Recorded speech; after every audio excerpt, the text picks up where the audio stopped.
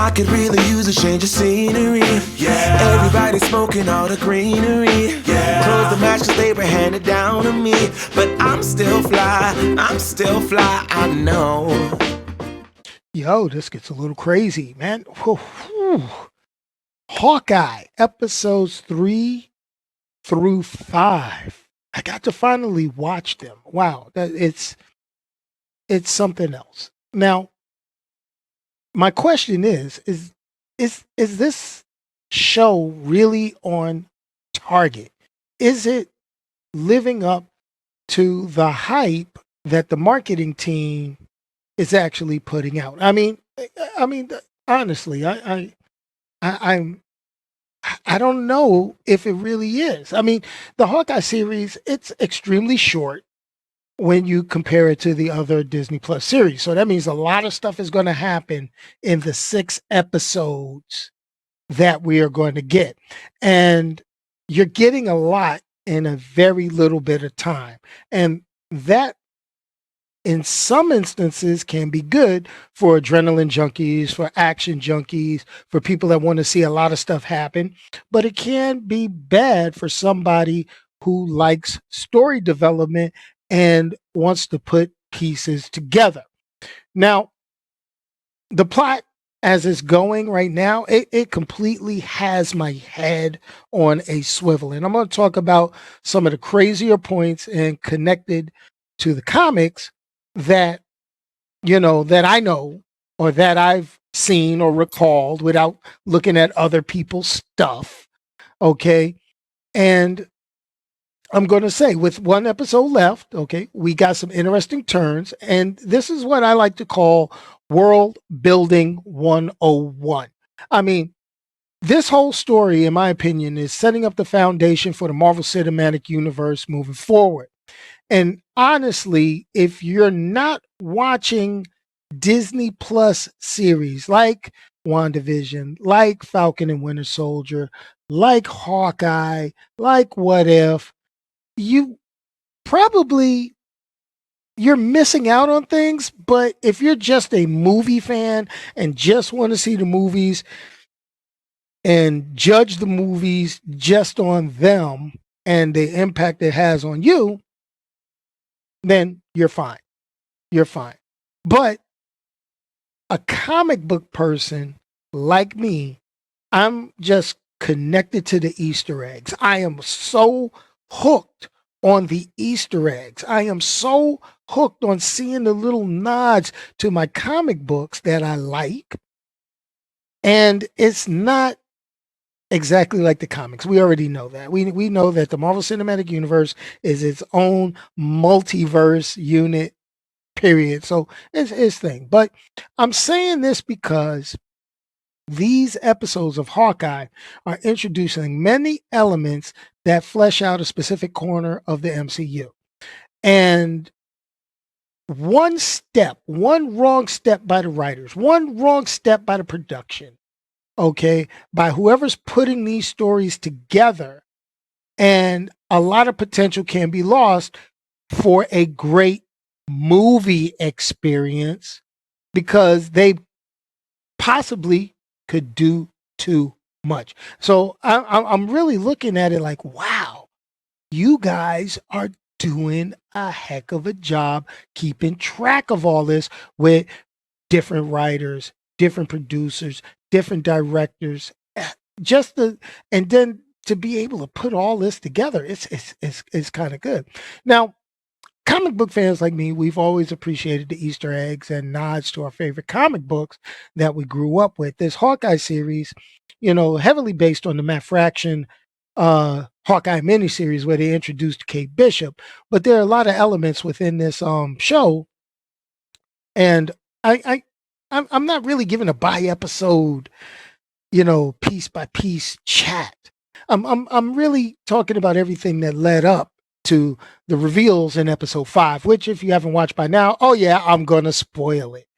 But it's to see the swordsman, Jack Dusquesne, okay, to see, Maya Lopez, Echo, to see Yelena Belova, the Black Widow, last seen in the Black Widow film.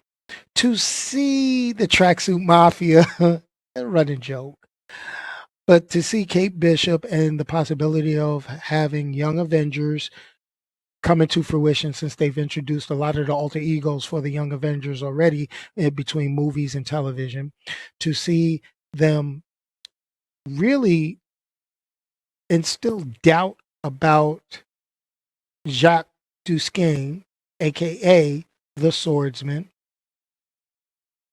and seeing that they also, with him, and this is a spoiler for episode 5, he says he's innocent. He actually got arrested. But then we saw other things, you know, we find out that during the blip that Yelena was blipped away, what she thought was 5 minutes was actually 5 years.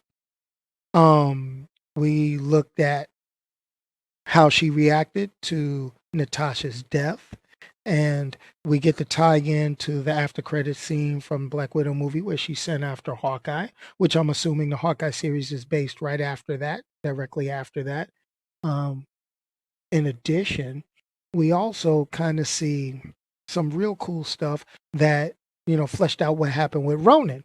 Yeah, Hawkeye was in a dark place, so that explains the Ronan personality from you know from Endgame, and the way that they were tracking him and stuff like that, little itty bitty things, and to find out that he may have inadvertently been working for the Kingpin at that point. Hmm.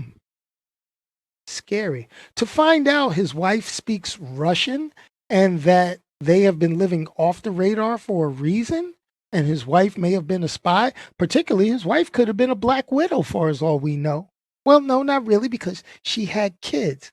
So maybe she was part of Shield's agent program. Maybe she was a Mockingbird, which, I've read a couple of things on the internet that they may be introducing the Mockingbirds, like Bobby Morse, who is in Agents of S.H.I.E.L.D., which everybody's still debating on whether it's canon or not, but they are looking at it as far as maybe that was S.H.I.E.L.D.'s version of the Black Widow program, the Mockingbird program to create female spies, assassins, and such, which would explain a lot um, with how, Bobby Morse fought and, other things like that. But I digress. Let's not even get into that. That's a discussion for an open chat.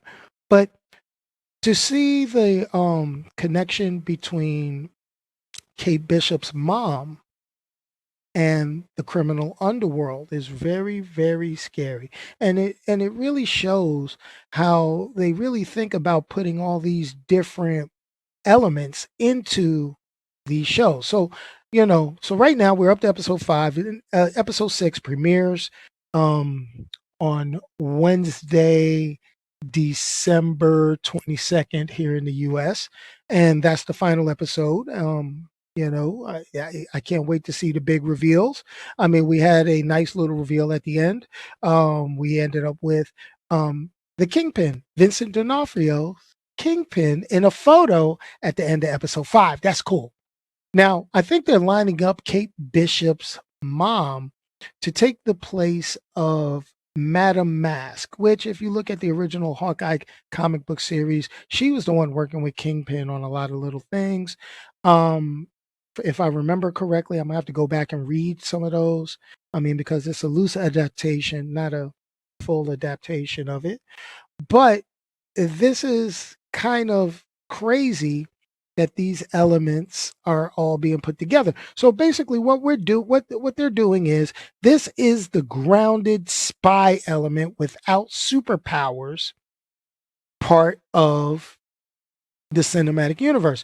This is where I see them introducing the street level stuff. They did a lot of stuff in New York. You're seeing this. We know we're getting an Echo miniseries. So, and I pretty much see her with her obsession with Ronan becoming the new Ronan, especially after the things she learned about why her father was killed. And I think that she's going to be more of a Punisher-esque anti-hero working from within the criminal organization, killing, not killing, but well, maybe killing. I don't know. She was pretty brutal, but to dismantle it from the inside out, where she may be the new Ronin, which in the comic books, Echo was the original Ronin any old way.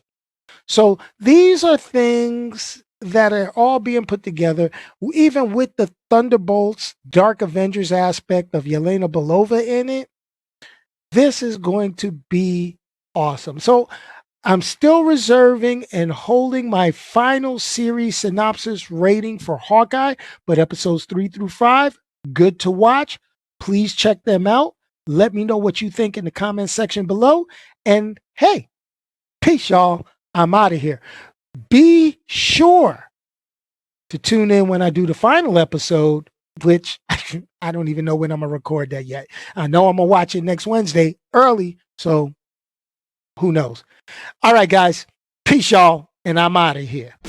Say it with your chest now, say it with your chest now. I'm young, I'm free, can't nobody take